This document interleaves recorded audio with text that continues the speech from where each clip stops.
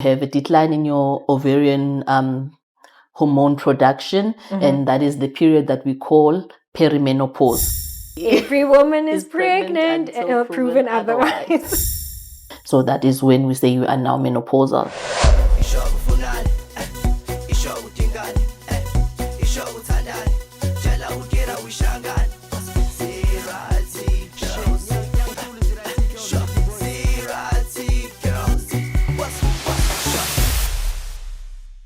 Hello everyone, welcome to another episode of ziRight Girls. I'm Dr. Tembelihle Masina and I'm with my co-host. I'm Dr. Thalia Isaacs. Thalia, can you believe it? It's already our 12th episode of ziRight Girls. Oh my word, really? Yes. Already? Yes. Oh my goodness. So we started off the series talking about how to prepare for seeing your gynecologist. We've covered things like pap smears. We've looked at fibroids. Yes. Yeah, we've done quite a bit of gynae, but obviously also we are obstetrician gynecologists. So we've also covered an episode on what to expect on your first antenatal appointment, the importance of infections in pregnancy or common infections that happen in pregnancy. And we even did our first live as well at a prenatal class. Oh, yes. And we've also had some quite interesting guests as well. We've had the famous Dr. Smile speaking about oral hygiene in September. And we've also covered some new information on intervention radiology regarding women's health. And we had Masasa Mbangeni. Oh, yes. Talking to us about PCOS. I must say, Lihle, it's been an absolute pleasure sitting on this couch with you. Oh, yes. It's been quite a journey. It feels like we've just started yesterday, but looking back now, we've achieved quite a lot. I'm proud of us. Well done. Go, girl. So, what are we talking about today? So, today we're talking to the more mature girls. So, the older girls, we are talking about menopause. Yeah, the 18th of October is World Menopause Day. So in alignment with that, we're going to talk about all the things that you should know when you are going through perimenopause as well as the menopause, so that it's not such an overwhelming or scary experience. Oh, great. Yeah, let's get right into it. Okay, so Thalia, what is menopause? Okay, so menopause is a natural biological process and it marks the end of a woman's reproductive years. And when is it diagnosed?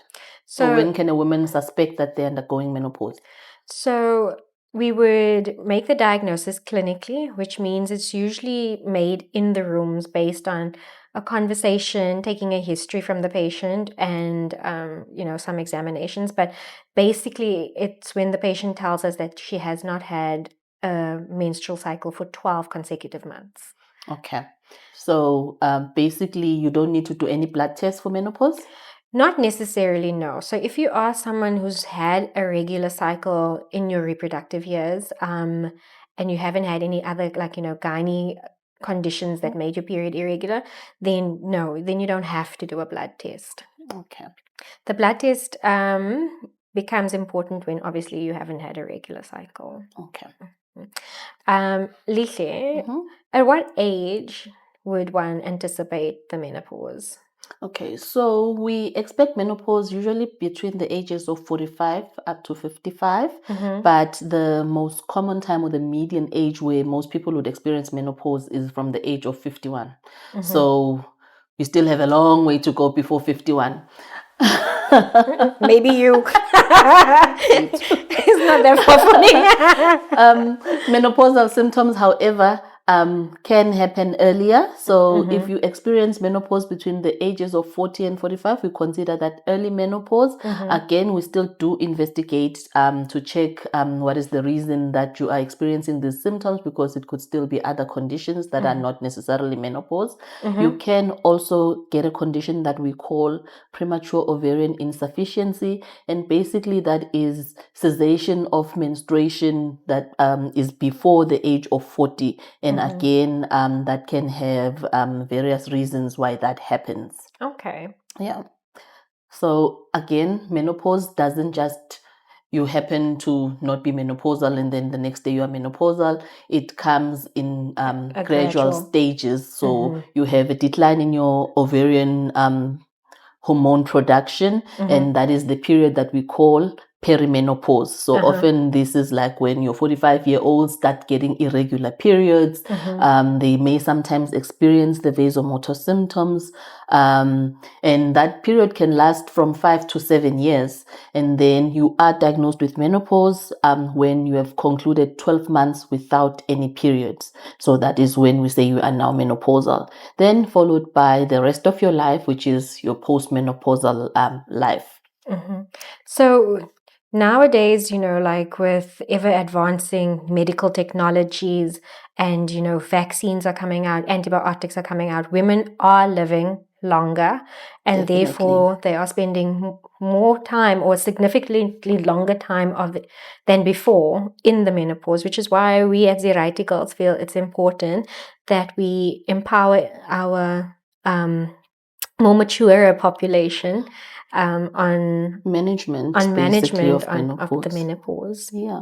And Talia, what are the common symptoms of menopause? Okay, so you've already mentioned some. So there's the vasomotor symptoms, which I think is probably the most common or the most distressing symptom that women complain about. And this is hot flushes. So this is sometimes like just a sudden burst of heat that takes over the body. It can last anywhere from a minute to 5 minutes. And like I said, this is the common symptom that women complain about. Alongside that, we have the night sweats as well. So those are called vasomotor symptoms. And then the other symptom that women also tend to present with is the vulva or vaginal symptoms as well. So this is a dryness in the vagina and sometimes also a reduction in libido. Sometimes women will complain of pain in the vagina, whether it is during or after intercourse. And sometimes if it's really severe, simple movement as well, walking, sitting, doing activities of daily living can cause pain in the vagina. So those are the two big categories. And then also the genital urinary tract as well. So sometimes women complain of incontinence, which is involuntary loss of urine. Are those all of them? Am I missing a few? I think another important one that may sometimes be overlooked or not be attributed to menopause, there's a trend for neurocognitive decline. Yes. So most people, they say there's a brain fog. So they're a little bit more forgetful. Some people become a little bit irritable. And in as much as this can be also attributable to a number of things like the poor sleep that is related to the vasomotor symptoms. Estrogen also does have a role in forming new memory and Okay. So I think that is the three major categories of symptoms. Can you get pregnant in the menopausal or perimenopausal phase? Yes, you definitely can become pregnant in the perimenopausal phase. So as we've said, like menopause is diagnosed when there's been 12 months of absolutely no periods or 12 consecutive months of no periods. Prior to that, you have what is irregular cycle. So you have a decline in ovarian reserve, or you have a decline in the number of eggs that you have that have the potential to become pregnancies, but you are not without eggs at all. And the irregular periods is because of the irregular ovulation. So what can happen and what has happened is women stop taking their regular contraceptives. They feel that, I'm in that age now where I'm tired of taking pills every day. It's been like 20 years or however long. And there's a lack of vigilance in contracepting. And so, we do see advanced maternal age pregnancies in the perimenopause. It's very possible. Oh yes. Can I share a story that happened to me during reg time? Oh my goodness. So I was caught out. I saw a woman at a gynae clinic. She had come for an abnormal pap smear. She was 47 years old. So obviously you do your history. She hasn't had her period in 7 months. I attribute that to menopause, some hot flashes. Yeah, maybe here and there, but like her vitals were quite abnormal. She had a very high blood pressure, 180 over 120. wow. And she was quite edematous. So I'm like, no, but you actually look very sick, So yes, we will attend the abnormal pap smear, but I'm quite worried. I think you've got severe hypertension with heart failure. Do all the things that I need to do. Contact the physician. I send her to trauma because I'm suspecting heart failure. She needs to go for an X-ray, ECG, and all those things. Did she have ascites? Did I not get a call an hour later about, Dr. Masina, are you aware the patient is pregnant? Oh my goodness, I was very embarrassed. So in that perimenopausal phase, it's also quite important to always rule out pregnancy when periods are irregular, because you can only say a woman is menopausal after they've completed 12 months and they're not pregnant without a period. So then the saying that the cardinal rule of gynecology comes into play, right? Definitely. Every woman is pregnant until proven otherwise. So yeah, we were talking about blood tests and menopause. Maybe like a pregnancy test should be like definitely the first thing you do before you even start doing like hormonal levels. Well, at least you learned from that, and I'm sure I will never forget. I will never. Unless you are 63.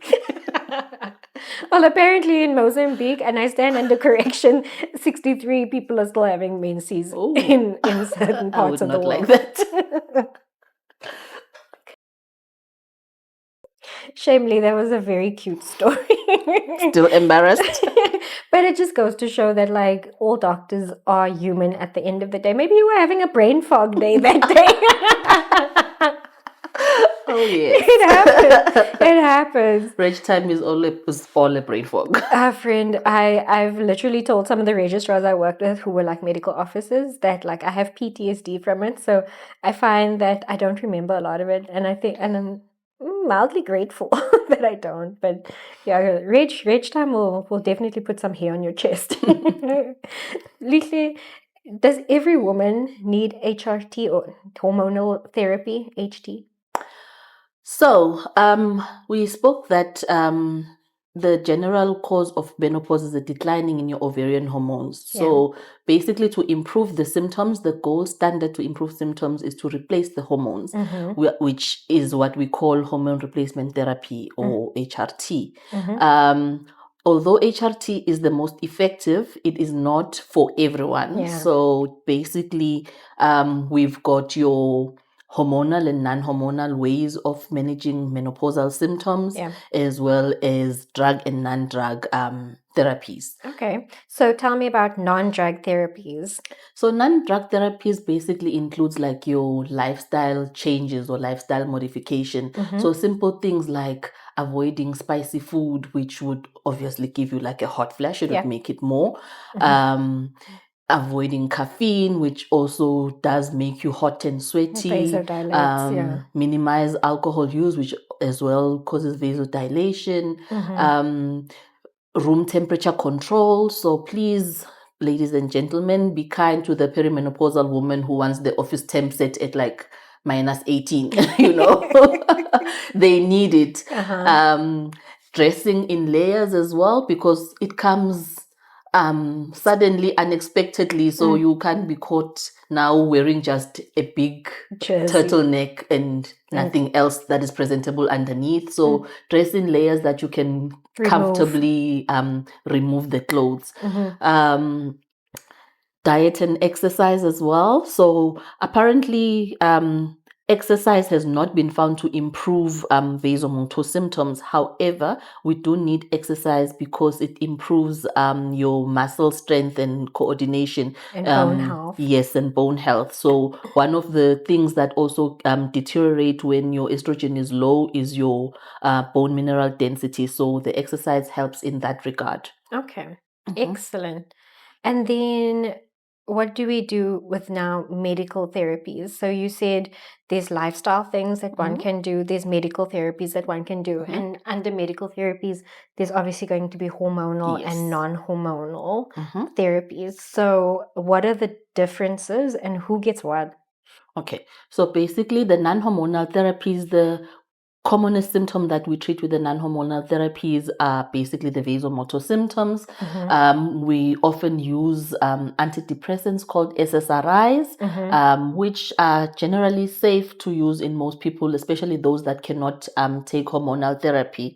Although the most effective is estrogen replacement, and then your hormonal therapy would be your estrogen and progesterone, depending on certain indications or contraindications, whether you have a uterus or don't have a uterus, based on your family history or your own personal history with other comorbidities, like you've got risk of clotting disorders, risk of hypertension, stroke, and cardiovascular events, family history of cancers, so your breast cancers, your ovarian cancers, and colon cancers, so and endometrial cancer as well. So those are the things that we need to get from the history, and then we tailor your treatment. Obviously, we individualize it according to each patient, because again, it's never a one size fits all. It's never one size fits all. So just to recap again, so everyone can do lifestyle changes, right? Definitely. Like everyone can diet and exercise and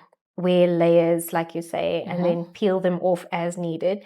We can all, not everyone has air conditioning, but you can have a fan, you can drink ice water, you can try and lower your temperature. Yes, I like the mini fan. It's like it's designed for the perimenopausal lady.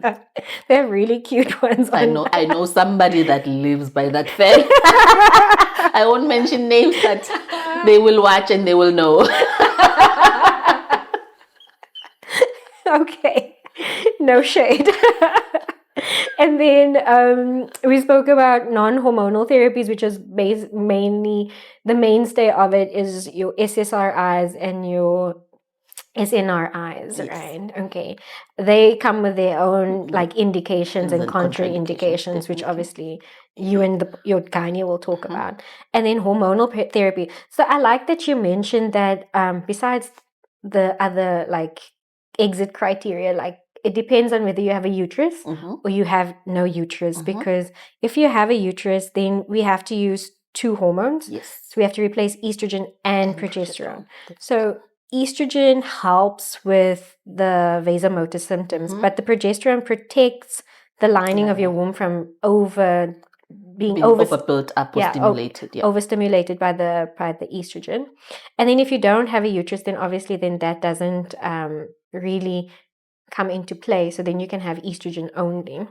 However, estrogen helps for vasomotor, but progesterone helps with sleep. Yes. So both also the estrogen and progesterone, they do play a role in sleep and also in your mood swings or cognitive impairment. Yeah. And then also to mention that the hormones come in various what do we call them, preparations. Yeah. So you can get them as like topical applications in form of cream. You get them in terms of oral supplementation, which is what we call systemic supplementation in terms of tablets. And then you can also get them also as vaginal preparations. So sometimes those are creams or tablet inserts that we insert in the vagina. Again, discuss all of these options with your gynecologist and use what is best for you. Okay, definitely. Can we talk about sexual function or dysfunction in menopause? So we spoke about the reduction in libido, and we've also spoken about the vaginal dryness and pain during intercourse, which is a result of the changes in the vagina. So there's glands in the vagina that are reactive to estrogen that lubricate the vagina, like just for normal I want to say homeostasis, but just basically for harmony. And then there's glands that are specifically for sexual intercourse, and these respond to estrogen. So when there's that drop in the estrogen, there's also a decline in their function. And then as you can imagine, if there's not enough lubrication, this can become a painful experience. And then, like there's a psychological component as well. If you have pain during intercourse, the next time you have intercourse, there's that anticipation of pain, and then there's a whole cycle. So there are local preparations, as you mentioned, and again, not all of this has to be hormonal, right? There are medical things that one can do, there's medical things that you can do. So for the non-medical things, there is obviously increase in your foreplay and, taking your time in making sure that you are ready for intercourse. And then there's lubricants that can be used. I will say that try and avoid like glucose preparations because of the reduction in your estrogen and the dryness in the vagina. Glucose is going to aggravate things like vaginal thrush. So when you're choosing a lubricant, try and choose a silicone based one instead of one that's glucose based. And then obviously like estrogen preparations for the vagina as well. So these can be creams that you can insert or tablets. The nice thing about a cream is it doesn't have to be applied every day. Yes. So you can take breaks in between. Like you can do it 2 or 3 times a week. It doesn't necessarily have to be used with all the time. with intercourse as well. So it's not something that you have to use during intercourse, but if you use it regularly, it should increase the lubrication. It should decrease the thinning of the skin down there, so less trauma and pain. Yeah, and also just as you were speaking about that, the genitourinary syndrome of menopause, like you mentioned that the vaginal tissues or genital tissues or the skin thins out, and again that also sort of predisposes you to certain infections. So because of that, postmenopausal women generally are more prone to developing UTIs, so that as well needs to be tended to. So now, Thalia, you get this woman that's now 54 years old. She's complaining about hot flashes. She hasn't seen her period in the last 18 months.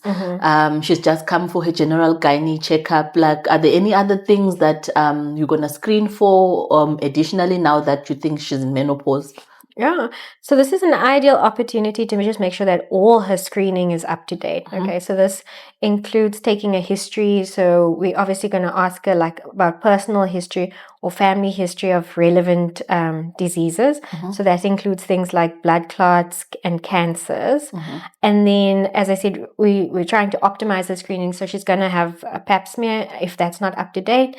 I like to do a random glucose in the rooms as well, just to exclude things like, diseases of lifestyle, high blood pressure and diabetes. We see more of it in this age group. And then we would then obviously do an examination. We're feeling for thyroid goiters just to make sure that, that's not a reason for having hot flashes and a loss of periods, because thyroids can present like that as well, and a breast examination. And then in terms of special investigations that we're going to do, we're also going to do a mammogram if she hasn't had one. According to guidelines, we should be screening everyone after the age of 40. Yeah, unless, you fall into a high-risk category. And what else? Let's see, what else can we do? Okay, and then we're going to do some blood tests as well. So we're going to make sure that it has a lipid screen. So we want to make sure that her cholesterol levels are all normal, because this will impact on what type of, therapeutic plan we're going to put in for her. I think those would be the basics that everyone would get. Obviously, there are some special risk categories and special risk groups that. And when do we start screening for osteoporosis? Okay, so for osteoporosis, definitely the women that we've spoken about, those who have started menopause before the age of 40, these ladies, the premature ovarian insufficiency, so they would get screened definitely. Anyone who's had like a fracture should have screening for osteoporosis. But also these are like specialized fractures, not like any kind of fracture. So they fractures in specific parts of the body, like your wrist fracture, your hip fractures. So those are like called fragility fractures, and those are related to osteoporosis. So if you've experienced any of those, and also like spinal fractures as well, then I think you deserve a bone mineral density scan. And then Lihle, so those are the specialized groups. Is there like a rule of thumb, like a general, everyone, at what point is everyone and anyone get a in bone? as much as everyone is at risk for osteoporosis, obviously, if you have now experienced a fracture, you are considered extra high risk, and you must get it at the point. But again, remember those other people who are high risk, who are people who are on prolonged steroids, or who've had like you mentioned, premature ovarian insufficiency. So some people have had cancer earlier in their lives, and they've been in surgical menopause, so they are also at risk of osteoporosis. But generally, everyone after 10 years after reaching menopause or over the age of 65, they should at least have one bone mineral density scan. And this is to try and institute treatment that can improve the strength of your bones and prevent these fragility fractures that we just spoke about. Okay. And there you have it. We have another episode of ziRight Girls. This week we were focusing on menopause. So remember, guys, that menopause is a natural process. It can happen anywhere between the time of 45 and 55, but the average age is usually 51. We have spoken about your different treatment options. It's not a one-size-fits-all. This will be tailored to suit your specific risk factors and your needs.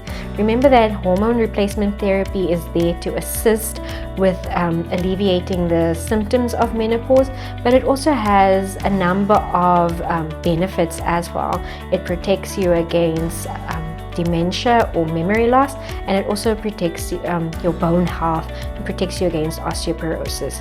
If you think that you are perimenopausal or you may be experiencing symptoms of the menopause, it'll be a good idea to see your gynecologist so that they can tailor-make a management plan for you. Until the next time we see each other, we hope ziRight Girl.